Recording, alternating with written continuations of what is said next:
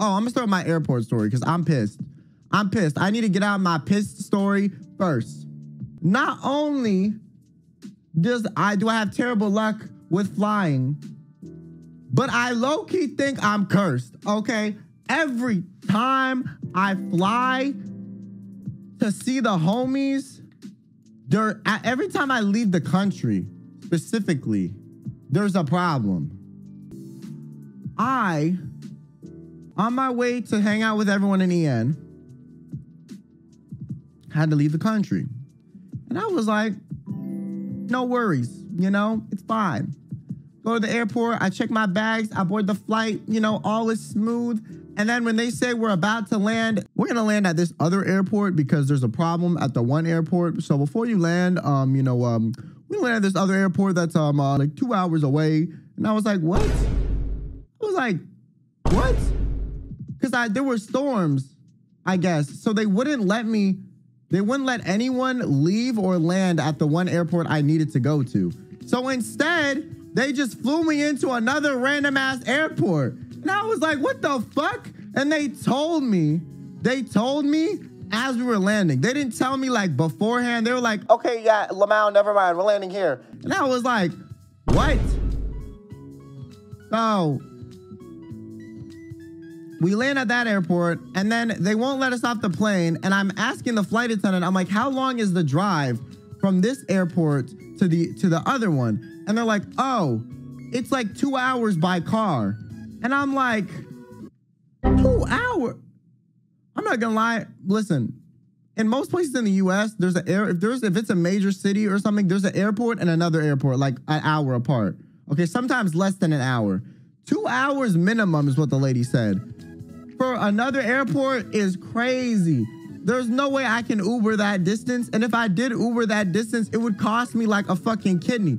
So I said, fuck no. And they wouldn't even let us off the plane anyways. So I sat on the plane and I was like, okay, whatever. And then they're like, okay, we're gonna try to fly you guys into the correct airport. We just need to wait for the storms to clear. And I'm like, okay, fair. You know, I don't want to die trying to land, but whatever. And so I guess there was a window where the storm passed, but there was like a pocket where like there was no storm and then the storm was gonna start coming again, right? Like it was like spread out. So there was a one wave and then there's gonna be another one, you know? And so they tried to time it where we would land in between the waves. And they're like, it might not work, but there's like a 95% chance we'll get there.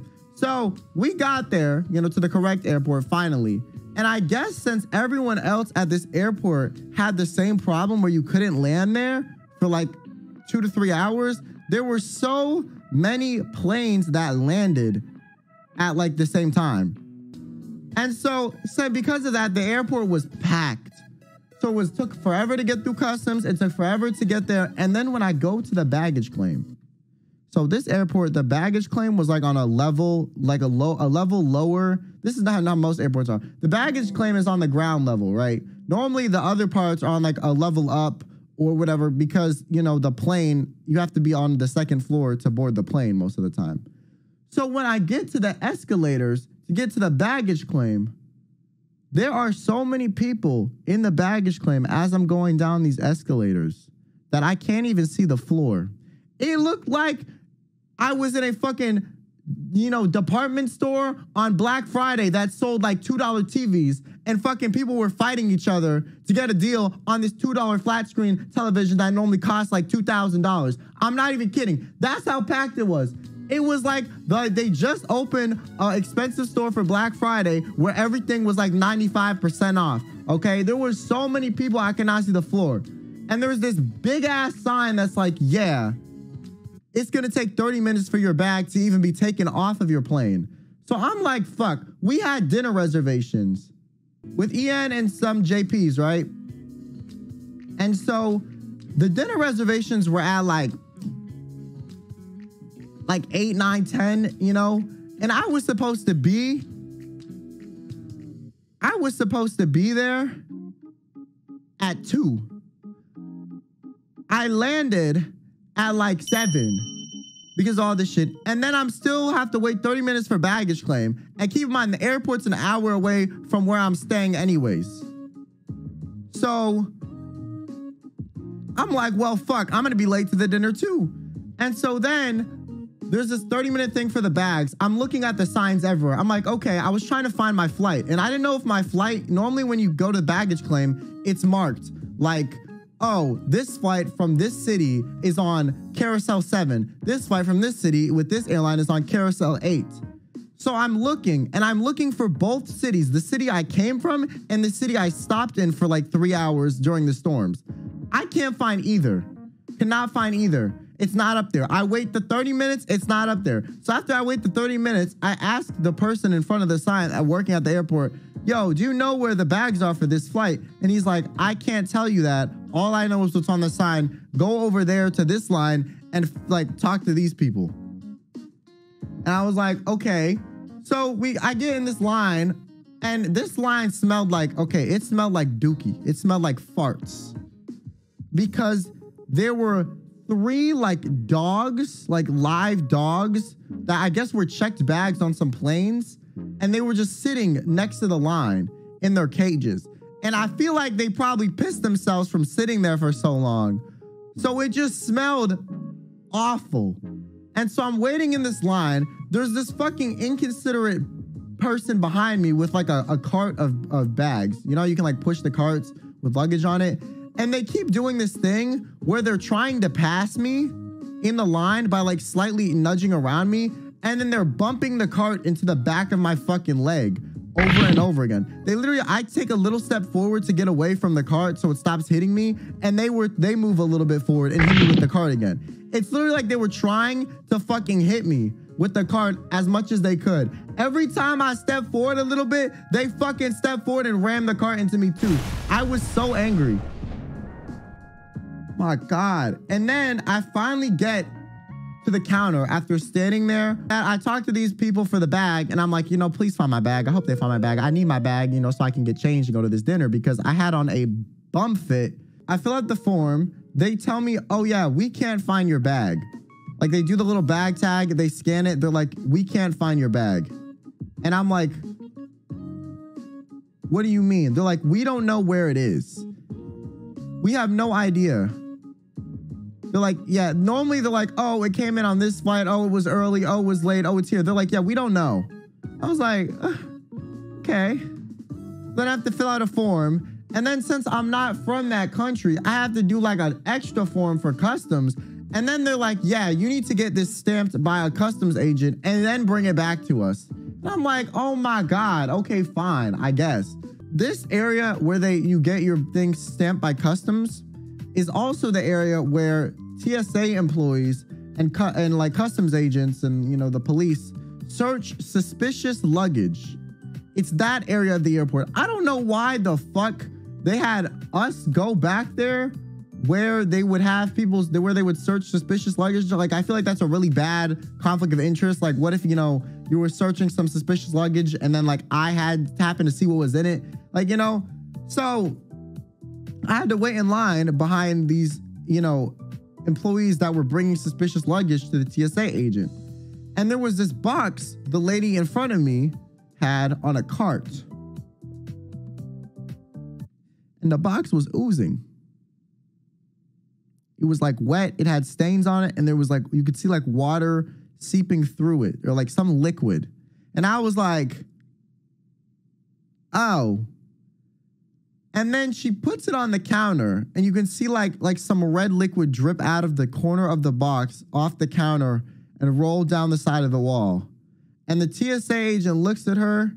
She looks at the TSA agent and she says, man, I have no idea what this is, but I'm scared to look. And the TSA agent opens the package and there's a bunch of tinfoil in it. Wrapped, or like a bunch of shit wrapped in tinfoil. And when he opens the bag, it was the most rancid smell I have ever smelled in my life.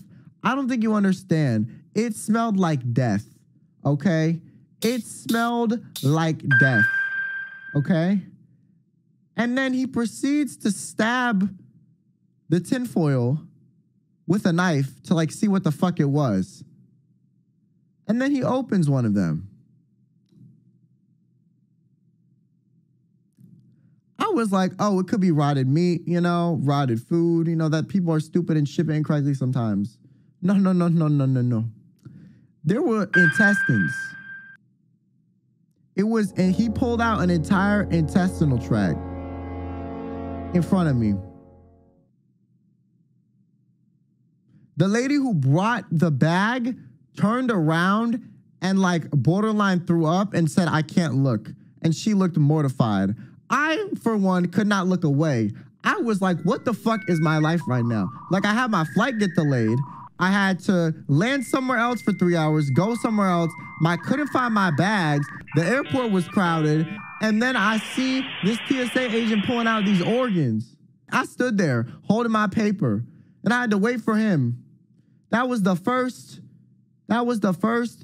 tinfoil thing he opened. Keep in mind, there was a box full of tinfoil things. So then he opens the next one. It looked like a heart, I think. I don't quite know. It was fatty and it was like the size of a fist.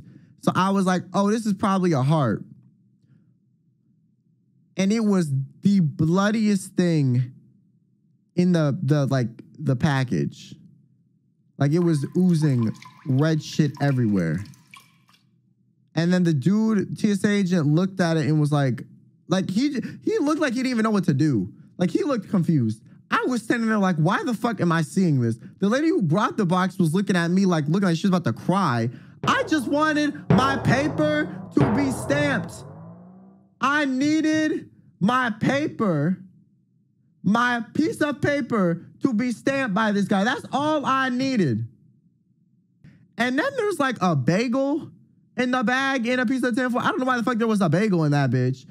And the bagel was had like mold growing on it. It was like half ready, kind of nasty looking from like the juices of the other shit. I don't know why there was a bagel, but it was like half green. And then there were like flies in this box everywhere. So the reason there was a bagel, I was like, okay, since it's a bagel, it's probably animal organs. Like, you know, that's what I thought. I have to watch him clean and sanitize the area for the next like 10 minutes too. And then I get my paper stamped. Just because I needed to get my goddamn paper stamped. What the fuck? So then, after all this, I hand the paper back. I head back to where the baggage claim area is.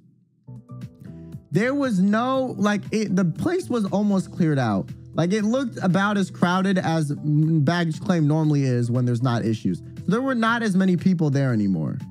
However, it looked like a tornado hit the bitch. It looked like a tornado hit the airport. When I tell you there were just random suitcases everywhere, I don't think you understand what I mean.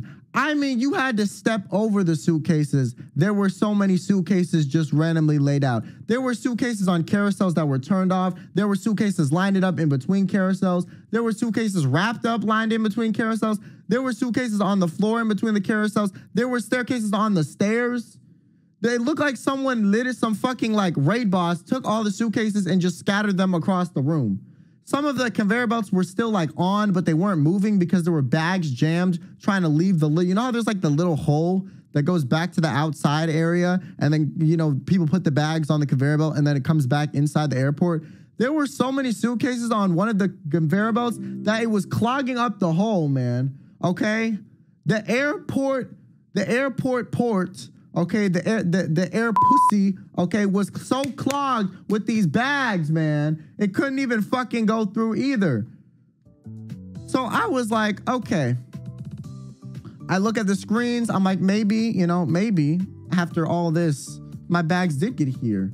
So I look at all the screens on all the carousels. And once again, I do not find one for the city I came from or the city I landed in or my flight number. So I'm like, wow, okay, I don't have my bags still. So I decide to look through.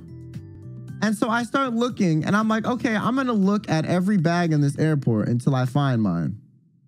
Because I was not losing my bag with all my shit in it in a different country. Because if I lost that shit, I was never seeing it again. So I'm looking. and I'm scanning every bag. I go aisle by aisle, carousel by carousel. I'm scanning. And by the grace of whatever God or higher power you believe in, one of the carousels that I happened to be on happened to have my bag in the front viewable side, and it went right past me as I was scanning the area for bags. So I saw it out of the corner of my eye, and I grabbed it. And I was like, thank God. And then I probably should have told the baggage people or the TSA people that I found my bag, but I was like, nah, fuck that. I was too tired at this point. I did not give a fuck, okay? They can still think my bag is lost and be looking for it for the next 10 years, okay? Fuck them. I don't care. I do not care. I did not give a fuck, okay? I left. It was raining outside. I had to walk in the rain for about 10 minutes to get to the area where you find Ubers, okay? So after all this, it's like 8 p.m. at this point. I should have been at my hotel at 2 p.m. I have to walk in the rain to get a fucking my Uber too. And then when I call an Uber, I go to the Uber X, which is like the standard option. And normally Ubers is like, it's 5 minutes away. It's 5 minutes away. I order a Uber X and it says it's 5 minutes away. Then it processes the order fully and says, your ride will be here in 1 hour and 20 minutes. I didn't even know that was possible. I didn't even know the Uber app could count that high. I didn't even know that was, I didn't know it was coded to count that high. I was like, what the fuck do you mean an hour and 20 minutes? 80 minutes? For what? Literally for what? So I cancel the Uber ride and I'm like, wait time is too long. And I wait like 2 minutes, reorder. Same situation, different driver. I cancel and order a Uber like 4 times.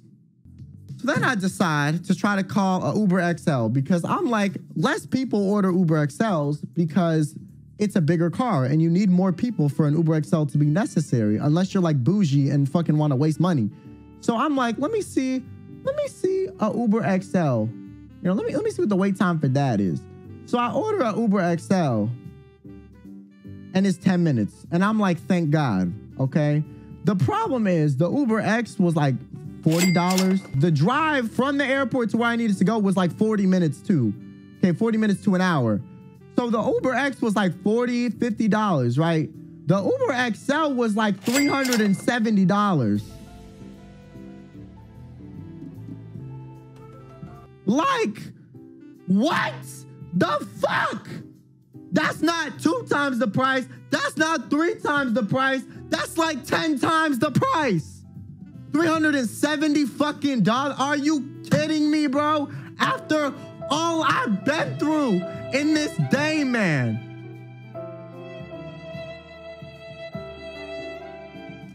Now, there's one thing for damn sure. Shout out to my super chatters because of you guys, I ordered the Uber XL. Fuck me waiting an hour. No. Shout out to you, chat, the gifters, okay, the viewers. I was able to afford the $300 Uber thanks to you. So pat yourselves on the fucking back. If it wasn't for y'all motherfuckers, I would have waited an hour, cried, and probably jumped in front of a bus and never streamed again. So shout out to you guys. You funded my Uber indirectly by, you know, paying me money every month. Thank you. Thank you, chat. Thank you.